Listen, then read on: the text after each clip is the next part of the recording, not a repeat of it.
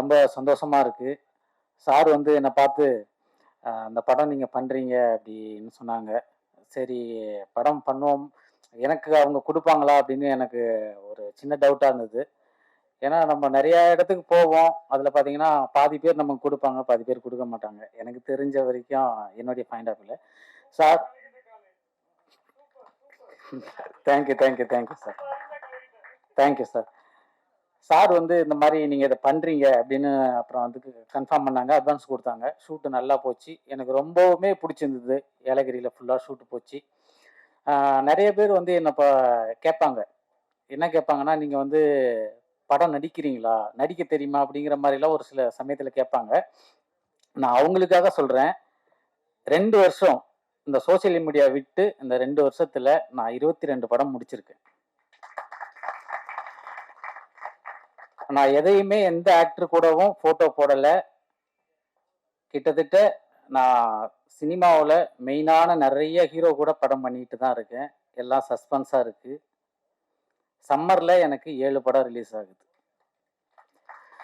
So என்னுடைய எனக்கு வந்து பார்த்தீங்கன்னா, படத்துல நம்ம வந்து ஒரு ஒரு கேரக்டர் பண்றோம், காமெடி பண்றோம் அப்படின்னு அத அத அத பாஸ் பண்ணி நான் போகல. யூடியூப்ல நான் சோசியல் மீடியால வரும்பொழுதும் சரி, நான் வந்து ஒரு எய்ம் பண்ணேன். இந்த இடத்த பிடிக்கிறோம், இந்த இதை பண்றோம், இந்த கண்டென்ட்டை இப்போதைக்கு பண்றோம், இந்த கண்டென்ட்டை இப்படி மாத்துறோம். பேர் மாறுமா? மாத்துவேன். இதை இப்படி கொண்டு வரலாம் அப்படிங்கிற மாதிரி தமிழ் சினிமாவில் நான் ஒரு காமெடியனா ஒரு இடத்த கண்டிப்பா அந்த பொசிஷனை நான் பிடிப்பேன். கை தட்டலாமே. ஏன்னா நான் சோசியல் மீடியாவில் வந்து இப்போ சோசியல் மீடியாவில் பார்த்துருப்பீங்க டார்க் காமெடியா. ஏன்னா எல்லார் வகையான காமெடியும் இருக்கும். இப்போ வடிவேல் சார் காமெடி ஒரு மாதிரி இருக்கும், கவுண்டமணி சார் காமெடி ஒரு மாதிரி இருக்கும், நாகேஷ் சார் காமெடி ஒரு மாதிரி இருக்கும், சந்தானா சார் காமெடி ஒரு மாதிரி இருக்கும். ஸோ நான் வரும்பொழுது எனக்கான ஒரு காமெடி ஒரு ட்ராக்கை தான் நான் கொண்டு வருவேன். அதான் வெற்றி. அப்பதான் ஜெயிக்க முடியும். ஸோ அதையும் நான் கொண்டு வருவேன். ஏன்னா சோசியல் மீடியாவிலே என்னுடைய டார்க் காமெடி பார்த்துருப்பீங்க. அப்பா அம்மா என்ன பண்றாங்க? அப்பா செத்துவிட்டாரு மேடம். இறந்துட்டாரா? ஆமா. அம்மா அண்ணா சாவல மேடம். இது டார்க் காமெடி. ஸோ இந்த மாதிரியான காமெடிகள் தமிழ் சினிமாவில் வேணும்னா இது ஒரு வித்தியாசமான காமெடி. அவங்கவுங்களுக்கு இந்த ஆக்டரை வச்சா, இந்த காமெடி ஆக்டரை வச்சா இந்த மாதிரி காமெடி வரும், இந்த ஆக்டரை வச்சா இப்படி வரும். காத்து கருப்பு கலையை வச்சா இன்னசென்டான அங்க ஒரு டெத் நடந்துகிட்டு இருந்தா கூட அந்த இடத்த இன்னசென்டா நான் காமெடி பண்ணுவேன், டார்க்கா. ஸோ அதனால எனக்கான ஒரு எப்படி கொண்டு போகணுங்கிறதுல நான் அதிகமா திங்க் பண்ணிட்டு இருக்கேன். அடுத்தடுத்த படங்கள் ரிலீஸ் ஆகும். நம்ம ரூம் பாய் படத்துல பாத்தீங்கன்னா சாங் வந்து நான் ரொம்பவுமே எனக்கு பிடிச்சிருந்தது. ஃபேவரட்டா இருந்துச்சு. மியூசிக் டைரக்டர் சாருக்கு நன்றி தெரிவிச்சுக்கிறேன், ப்ரொடியூசர் சாருக்கு வந்து நன்றி தெரிவிச்சுக்கிறேன், டைரக்டர் சாருக்கும் நன்றி தெரிவிச்சுக்கிறேன், கேமராமேன் சாருக்கும் நன்றி தெரிவிச்சுக்கிறேன். இங்க எல்லாருக்கும் நன்றி தெரிவிச்சுக்கிட்டு விடைபெறுகிறேன். நன்றி, வணக்கம். ஸோ நிறைய மேடைகளை நம்ம பார்த்துருக்குறோம். இப்போ கடந்த சில நாட்கள் இசை வெளியீட்டு விழாவில் நிறைய விமர்சனங்கள் எழுந்தது, கருத்துக்கள் எழுப்பப்பட்டது தமிழ் திரையுலகத்தின் எழுச்சியும் வளர்ச்சியும் வீழ்ச்சியும் பற்றி. ஸோ அதில் நிறைய விவாதங்கள் நடந்திருந்தாலும் நான் என்ன பேசினாலும் ஏதாவது ஒரு பிரச்சனை ஆகிடுது. அதனாலதான் என்னன்னு தெரியல. நல்ல வேலை எனக்கு கொஞ்சம் நெருடல் இருந்தது. நம்ம ஜாம்பவான்கள் இங்கே இருக்கும் பொழுது நம்ம எதுவும் சொல்லிடுவோமோ பேசிடுவோமோன்னு சொல்லிட்டு. ஸோ அதுக்கு ஒரு உகந்த தருணமாக இந்த நிகழ்ச்சியை நான் பார்க்குறேன். மதிப்பிற்குரிய அண்ணன் திரு தமிழ்குமரன் அவர்கள் நமக்கு கிடைச்ச மிகப்பெரிய ஒரு பொக்கிஷம் தமிழ் திரையுலகத்திற்கு. ஏன்னா அவ்வளவு ஒரு அற்புதமான மனிதர் வந்து நம்ம தமிழ் திரையுலகத்துக்கு தயாரிப்பாளர் சங்கத்துக்கு தலைவராக கிடைச்சிருக்கிறாரு.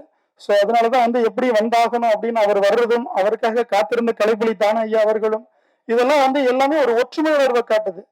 மதிப்புமிக்க ஒரு பாரம்பரியமான நம்மளுடைய தாய் சங்கத்தினுடைய வளர்ச்சி தான் தமிழ் திரையுலகத்தினுடைய எழுச்சியும் வளர்ச்சியும். அதை நோக்கிதான். ஏன்னா கடந்த நிகழ்ச்சியில கூட ஒருத்தர் நான் பேசும் பொழுது ஒரு சகோதரர் சொல்லியிருந்தாரு, ஆடியோ லான்ச்சுக்கு வந்தா ஆடியோ லான்ச்சை பத்தி பேசலாமே அப்படின்னாரு. இந்த ஆடியோ லான்ச் வந்து எதை நோக்கி இருக்கு? சினிமா. அடுத்தது அடுத்தக்கிட்ட அவர் வந்து திரையரங்குகளில் திரைப்படம் வெளியிடுதல். அங்கதான் இருக்கிறாங்க டிஸ்ட்ரிபியூட்டர், எக்ஸிபியூட்டர், விநியோகஸ்தர் எல்லாமே இருக்கு. அதெல்லாம் கடந்து திரும்ப அங்க வந்து ஒரு சங்கம் இருக்கு அவங்களுக்கு. அதை திரும்பி மறுபடியும் இங்க வரணும் அப்படின்னா நம்ம தயாரிப்பாளர் சங்கத்துக்கு தான் வரணும். அப்ப இந்த சங்கங்கள் நல்லா இருக்கணும். அது நல்லா இருந்தாதான் அதுக்கு அடுத்து வந்து தமிழ் திரையுலகம் நல்லா இருக்கும், இந்த திரைப்படங்கள் நல்லா இருக்கும். இதுல இருக்க வருவாய் வசூலை ஈட்ட முடியும். திரைத்துறையில வந்து திரையரங்கில் இருக்கக்கூடிய அந்த வருமானத்தை வந்து நம்ம அழகா எடுத்துட்டு வர முடியும். ஸோ அதனால நம்ம இந்த ஆடியோ லான்ச் அப்படிங்கிறதுல வந்து எல்லா கருத்துக்களையும் நம்ம பகிர்ந்துகிட்டு தான் இருக்கணும். ஸோ இன்னொரு முக்கியமான விஷயம் என்னன்னா, அந்த ரூம் பாய் படத்தோட ட்ரெய்லர் பார்த்தேன், ரொம்ப எக்ஸலண்டா இருந்தது. அதுல வந்து நிகில், நீங்க மறக்காதீங்க, எனக்கு அவ்வளவா அவருக்கு தெரியாது எனக்கு அவரை.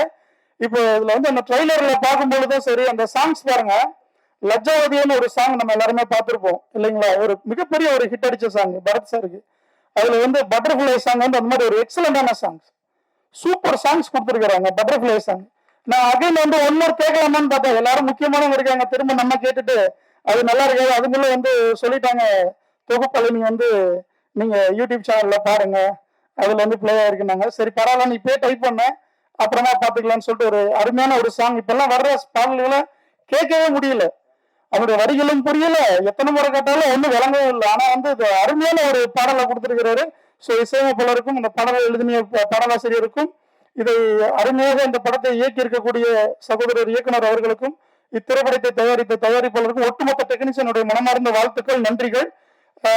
ஒரு வாரத்துல வந்து உங்களுக்கு எல்லாருக்கும் தெரியும், ஊடகத்துறை நண்பர்களுக்கு ஒரு வாரத்துக்கு 10ல இருந்து 12 படம் ரிலீஸ் ஆகுது. ஒரு மாதத்திற்கு அப்ப எத்தனை படம் நீங்க பாத்துக்கோங்க, 4 வாரத்துல.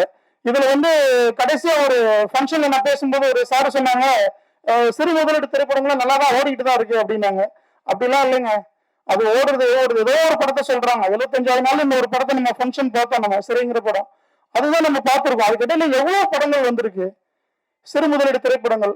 அதுல வந்து வெற்றி இலக்க தொடுமான நல்ல படங்கள் தான். அதுக்கு போதுமான அவகாசங்கள் வந்து திரையரங்குல கிடைக்கல. அதெல்லாம் எல்லாத்தையும் சரி பண்ணணும். பேச பேச நிறைய பிரச்சனைகள் நம்மளை சுத்தி இருக்கு இந்த தமிழ் திரையுலகத்தை சுத்தி. அது எல்லாத்தையும் சரி பண்ணுவதற்காக தான் இன்னைக்கு வந்து நமக்கு ஒரு அருமையான ஒரு தலைமை நிர்வாகம் கிடைச்சிருக்கு. ஒட்டுமொத்த திரையுலகம் ஊடக நண்பர்களும் வந்து தமிழ் திரைப்பட தயாரிப்பாளர் சங்கத்துக்கு ஒத்துழைப்பு கொடுங்க. சோ நிச்சயமா வந்து அடுத்த ஒரு இலக்கை நோக்கி இந்த 3 ஆண்டுகள் வெற்றிகரமாக அமையும். தமிழ் திரையுலகம் எழுச்சி பெறும், அதில் தயாரிப்பாளர்கள் வளர்ச்சி பெறுவார்கள், ஒட்டுமொத்த திரையுலகமும் வளர்ச்சி காணும். அதுதான் வந்து இன்னைக்கு இருக்க நிதர்சனமான உண்மை, நம்ம நம்பிதான் ஆகணும். சோ இந்த படத்தினுடைய ரூம்பாய் திரைப்படத்தில் இருக்கக்கூடிய அனைத்து தொழிலாளர்களுக்கும், அந்த படத்தில் பணிபுரிந்தவர்களும் என்னுடைய மனமார்ந்த வாழ்த்துக்கள். சோ மறந்துடாதீங்க, அந்த சாங்குக்கு நான் மிகப்பெரிய ஒரு ஃபேன் ஆயிட்டேன். இந்த நிகழ்ச்சியை வந்து இன்னொரு சின்ன ஒரு விஷயம், இந்த நிகழ்ச்சியை தொகுத்து வழங்கக்கூடிய அண்ணன் ரிஷிராஜ் அண்ணன் அவர்களுக்கு என்னுடைய வாழ்த்துக்கள், நன்றிகளும். நான் அவர்கிட்ட வந்து ஒரு வருத்தத்தை வந்து பதிவு பண்ணணும்னு இருந்தேன். இது வந்து ஒரு சரியான ஒரு தருணமாகவும் ஒரு மேடையாகவும் நான் பாக்குறேன். ஆக்சுவலா வந்து தானு ஐயா இருக்கும் பொழுது நான் பேசியிருந்தேன்னா அதை நான் சொல்லியிருப்பேன். நான் தவறுகள் இழைப்பது எல்லாருடைய ஒரு இயல்பு, இங்க இருக்கிற எல்லாருக்குமே அது வந்து பொருந்தும், எனக்கும் பொருந்தும். அது மாதிரி என்ன அறியாமல் இறைவன் மீது ஆணையாக நான் ஒரு தவறை இழைத்திருக்கிறேன். அதுக்கு வந்து அவர்கிட்ட நான் வருத்தம் சொல்லணும்னு காத்துக்கிட்டு இருந்தேன், என்னைக்காவது ஒரு மேடம் அமையும் சொல்லி. ஸோ அது ஒரு தருணமாச்சுக்கிறேன். ரிஷிராஜ் அண்ணா, ஐ எம் வெரி சாரி. அது அவருக்கு தெரியும், எனக்கு தெரியும், ஊடகத்துறை நண்பர்களுக்கும் தெரிஞ்சுக்கிட்டோம். ஸோ அதை தொடர்ந்து இல்ல ஸோ ரூம்பாய் இந்த திரைப்படத்துக்கு சப்போர்ட் பண்ணுங்க. அண்ணன் மூர்த்தி அண்ணன் வந்து நிறைய விஷயங்கள் உங்ககிட்ட சொல்லிட்டாரு. ஹீரோயினியை போடுறீங்க, ஹீரோவை போடுறீங்க அண்ணா, அவங்கள தானே மக்கள் பாக்குறாங்க, ப்ரொடியூசர்ஸ் எல்லாம் பார்க்க மாட்டாங்க. இப்ப நீங்களே ஹீரோ தான், நானும் ஹீரோ. எதுக்கு வந்தோம்? நம்மளை காட்டணும்னு தான் வந்தோம். ஸோ அதனால அவங்கள பாருங்க. இப்போ பிரதர், உங்களுக்கு ஒரே ஒரு விஷயம் சொல்றேன் பிரதர். விஜய் சார் வந்து ஃபர்ஸ்ட் படத்துல வரும்பொழுது இருந்த ஃபேஸ் கட் அப்படியே இருக்கு உங்களுக்கு, சரிங்களா? நான் பெருமைக்காக இது உங்க மேடங்கிறதால சொல்லல, நல்லா சூப்பரா பண்ணிருக்கீங்க. ஒரு நியூ ஃபேஸ் மாதிரி இல்ல. அந்த சாங், ஒரு சாங் போதும், ஒரு என்ன சொல்றது, ஒரு பானையில ஒரு பிறகு சதம் சொல்லுவாங்களா, அந்த மாதிரி வந்து அந்த ஒரு சாங் வந்து உங்க இந்த படத்தை மிகப்பெரிய ஒரு வெற்றி அடைய வைக்கும். அந்த பாடல் அவ்வளவு ஒரு அருமையான வரிகள், திரும்ப திரும்ப கேட்கணும்னு சொல்லிட்டு தோணுச்சு எனக்கு. ஸோ அதனால சொல்றேன், வாழ்த்துக்கள். இன்னைக்கு வந்து யங்ஸ்டர்ஸ் ஹீரோவுக்கு வந்து ஸ்பேஸ் நிறைய காலியா இருக்கு, நிறைய காலியா இருக்கு. முன்னாடி எல்லாம் பாத்தீங்கன்னா உங்களுக்கு ரஜினி, கமல், விஜயகாந்த் இப்படிதானே பார்த்தோம். அப்புறம் வந்து பிரசாந்த் சார் பார்த்தோம், அஜித் சார் பார்த்தோம், நம்ம விஜய் சார் பார்த்தோம். இப்படி மூணு பேட்டெல்லாம் வந்துட்டு இருந்ததுலதான் வந்து நம்ம தனுஷ் சார் எல்லாரும் வரும்பொழுது ரொம்ப ஸ்ப்ரெட் ஆச்சு ஹீரோக்கள். இன்னைக்கு வந்து இந்த மாதிரி உங்களை மாதிரி ஆளுங்க யங்ஸ்டர்ஸ் வந்து இல்ல. அவங்களுக்கு ஒரு ஹிட் கொடுக்கணும். நிறைய ப்ரொடியூசர்ஸ் இருக்காங்க பிரதர், நிறைய ப்ரொடியூசர்ஸ் இருக்காங்க, ஆனா ஆர்டிஸ்ட் இல்லைங்க, ஹீரோக்கள் கிடைக்கல.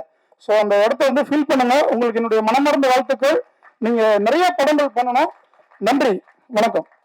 ரூபாய் படத்தை வந்து ஃபர்ஸ்ட் லுக்கை வந்து ரிலீஸ் பண்ண விஜய் சேதுபதி சார் சொன்னார், ஒருத்தர் செய்யக்கூடிய உதவியை வந்து நம்ம அவங்கள வந்து என்கரேஜ் பண்ணி சந்தோஷப்படுத்திக்கிறாதான் அது அடுத்து இன்னொரு 10 பேருக்கு செய்வாங்க.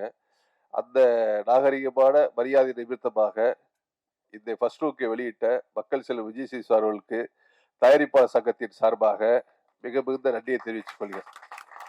ஏன்னா ஒரு சின்ன படத்துக்கு வந்து ஒரு செலிபிரிட்டி ஒரு இது மாதிரி பண்ணும்போது தான் அந்த படம் வந்து ஒரு பல கோடி பேரையும் அதையும் தாண்டி ரசிகர்களையும் போய் சென்றடைறதுக்கு வந்து தேவைப்படுது.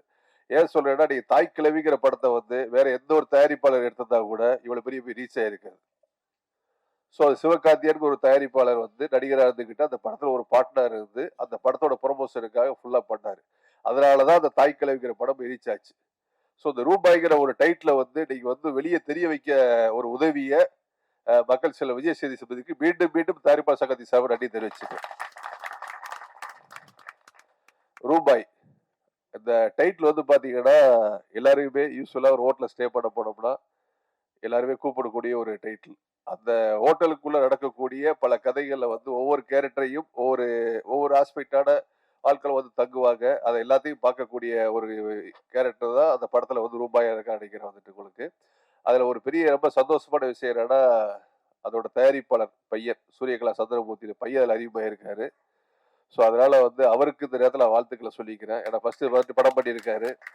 அவர் தொடர்ந்து வெற்றியை கொடுக்கணும். ஒரு படத்தை எடுக்கும் போது ஒரு தயாரிப்பாளர் கிட்டத்தட்ட பார்த்தீங்கன்னா ஒரு 200 பேர் 300 பேருக்கு மேலே வேலை கொடுக்குறோம்.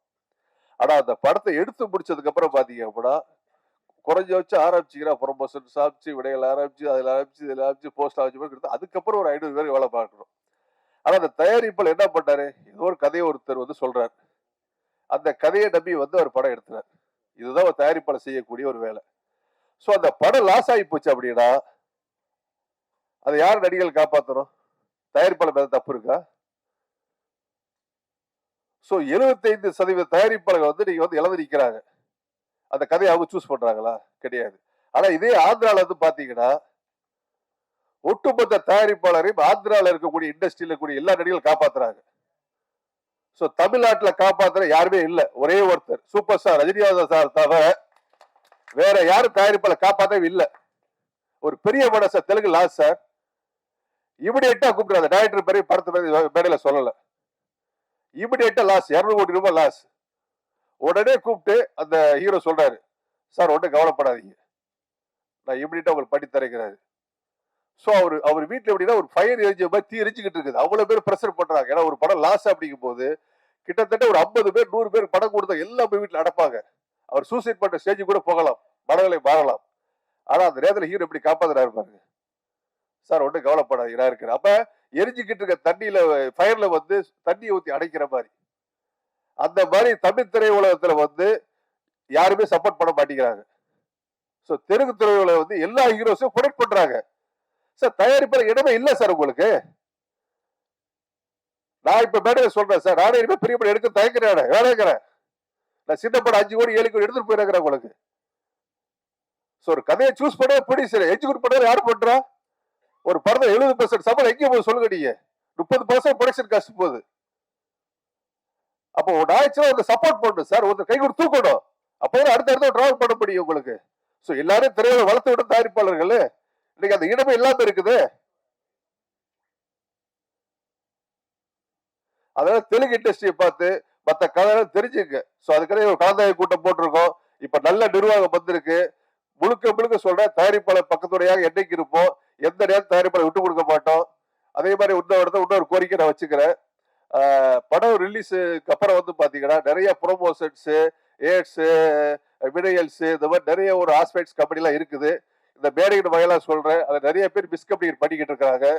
ஸோ அதனால வந்து ஒரு ப்ரொடியூசர்ஸ் கவுன்சில் ஒரு சின்ன ஸ்கீம் வச்சு யார் யார் அந்த ப்ரொமோஷன் சைடு ஒர்க் பண்றீங்களோ சினிமா சார்ந்து, அது ஓடிகார் இருக்கட்டும், வேற எதுவா இருக்கட்டும், இதுவா இருந்தாலும் தயாரிப்பாளர் சங்கத்துல வந்து உங்க கம்பெனி உங்களோட மெயில் ஐடி எல்லாத்தையும் ரிஜிஸ்டர் பண்ணிக்கங்க.